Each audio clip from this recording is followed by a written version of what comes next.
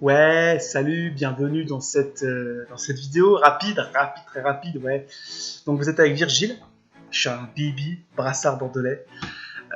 Bienvenue dans cette vidéo où donc je vais commenter un petit peu ce qu'on fait sur le chantier, sur le taille, sur le tas, pour simplement transmettre un petit peu notre plaisir de construire, de bâtir, d'entretenir, de rénover, tout ça, quoi. Ok. Donc voici un petit peu l'état des lieux. Bon, c'est une toute petite partie de la maison qu'on va enduire. Le propriétaire voulait enduire cette partie pour amener un peu plus de beauté pour cet été. Donc c'est chose faite, c'est en cours je dirais, parce que la vidéo n'est pas finie. Donc on peut voir que c'est une maison en pierre et en moellon notamment. Il y a déjà un enduit dessus qui est assez ancien, et on peut pas dire que ce soit super joli aujourd'hui. Et un enduit ciment autour de la baie, donc c'est assez dégueu.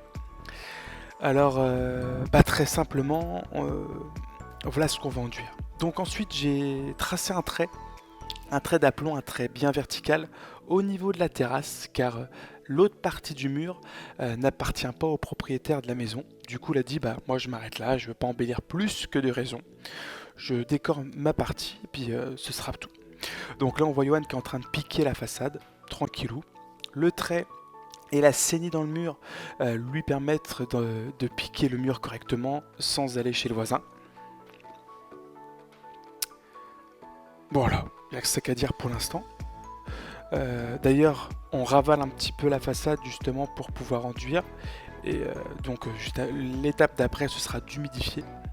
Mais pour l'instant, on n'y est pas. D'ailleurs, Johan me demande son masque parce que ça commence à sentir mauvais de la pierre. Ça pue. Donc là, voilà, on passe à la suite. Par rapport aux baguettes, donc ça serait l'étape 2, on va dire entre guillemets. Une petite étape, ce serait de couper les baguettes à la bonne longueur. Donc j'ai pris les dimensions et puis j'ai coupé ça tranquillou. Avec la petite disqueuse ou la petite meuleuse. Je sais pas comment vous dites d'ailleurs. Je sais pas comment tu pourrais dire. Parce que disqueuse et meuleuse c'est similairement pareil. Après Johan donc a soit la petite disqueuse soit la petite meuleuse et fait des saignées dans l'enduit ciment pour pouvoir que le mortier qu'on va appliquer ensuite sur la façade puisse tenir. Parce que sur une surface lisse ça tient moyen quoi. Et puis à terme c'est pas ouf si je puis dire. Et juste après vient la protection. Ouais, la protection de la baie avec du polyane et un bon scotch. Le scotch noir d'ailleurs est assez efficace. Moi je le trouve assez performant. On lui demande de coller, il colle super bien. Donc ça permet de protéger la baie parce que le sable, la chaux, enfin le sable projeté sur le verre, c'est pas, on va dire, ça donne pas un résultat énorme. Donc Johan arrose la façade avec le jet d'eau. Pendant ce temps-là, on démarre la bétonnière, on la branche. On a fait une recette spéciale. On a mis 4 seaux roux et 2 seaux blancs, il me semble. Non, que du roux pour commencer, ouais, que du roux pour le dégrossi, pour l'enduit vulgaire qui sera là pour accrocher l'enduit de finition. Donc on n'a pas mis de blanc, non, on s'est contenté de mettre que du roux. Un peu de cicalatex pour que ce soit un petit peu plus gras et que ça prenne bien sur le mur. On a mis de l'eau.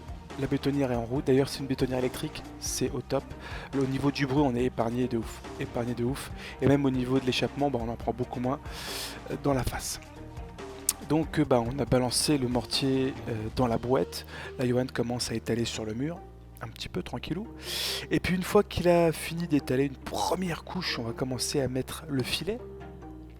Mais le filet, qu'est-ce que c'est? C'est pas vraiment du filet, on peut appeler ça une armature ou un treillis en fibre de verre. En fait, ça permet vraiment d'amener une protection à la façade extérieure. L'enduit accroche bien et puis ça permet d'éviter les fissures et de garder une qualité d'enduit à long terme assez intéressante, je dirais. Voilà, c'est comme ça que je décrirais ça. Ensuite, on applique les baguettes. Donc on charge un petit peu au mortier pour qu'elle puisse se tenir. On regarde si c'est le niveau. Si c'est le niveau. Ah, il y en a qui suivent. Hein. Ouais. Non, on regarde si c'est d'aplomb, évidemment. Bien vertical.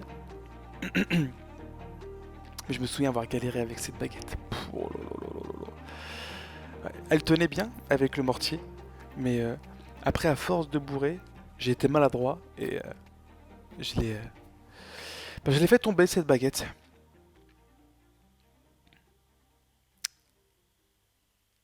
Ensuite, je me suis chargé de continuer de couper le treillis en fibre de verre.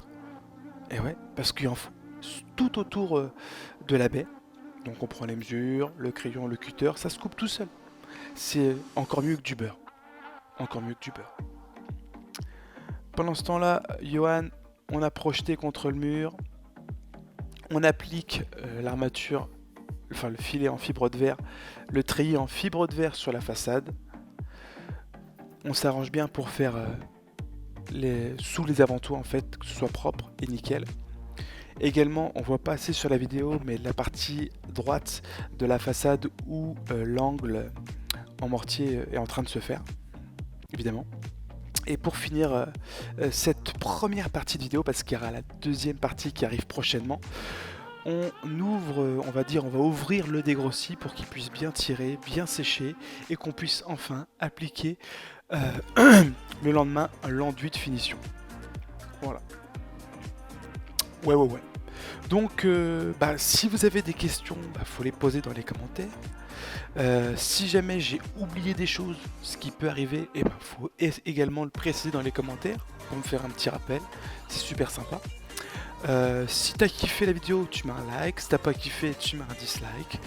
En attendant de se voir dans l'épisode 2, on se dit à plus. Et portez-vous bien et faites-vous plaisir.